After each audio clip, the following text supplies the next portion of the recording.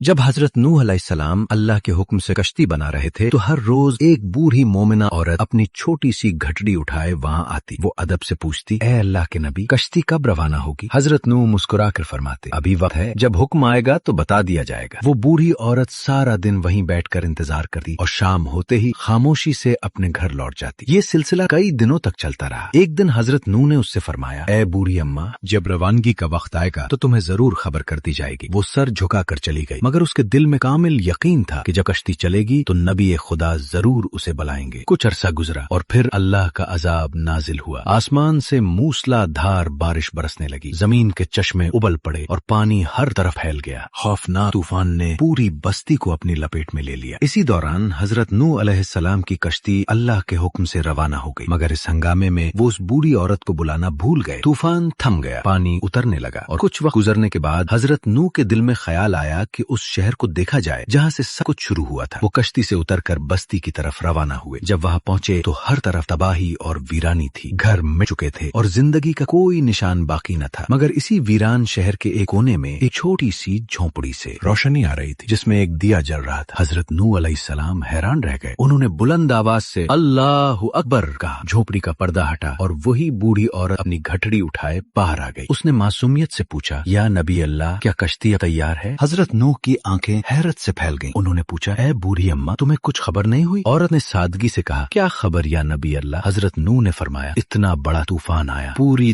دنیا ڈوب گئی، بارشیں برسیں اور اللہ کا عذاب نازل ہوا، تمہیں کچھ معلوم نہ ہوا؟ بوڑھی عورت مسکرا کر بولی، یا نبی، بس ایک دن بادل ذرا گرجے تھے اور ہلکی سی پھوار پڑی تھی، اس کے سوا مجھے تو کچھ محسوس نہیں ہوا۔ یہ سن کر حضرت نوح علیہ السلام نے آسمان کی طرف دیکھا اور عرض کیا، اے میرے رب، یہ کیسا عجیب معاملہ ہے۔ تب اللہ تعالیٰ کی طرف سے وحی آئی، اے میرے نبی، اس عورت کے دل میں تمہاری سچی محبت تھی اور تم نے اس سے وعدہ کیا تھا کہ جب کشتی چلے گی تو اسے ساتھ لے جاؤ گے۔ تم اپنا وعدہ بھول گئے، مگر میں رب العالمین ہوں، میں نے تمہارے وعدے کی لاج رکھ لی، اسی لیے میرا عذاب اس تک پہنچنے ہی نہ دیا اور اسے خبر تک نہ ہونے دی کہ طوفان کب آیا اور کب گزر گیا۔ یہ واقعہ امام سجاد سے روایت کے طور پر مشہور ہے۔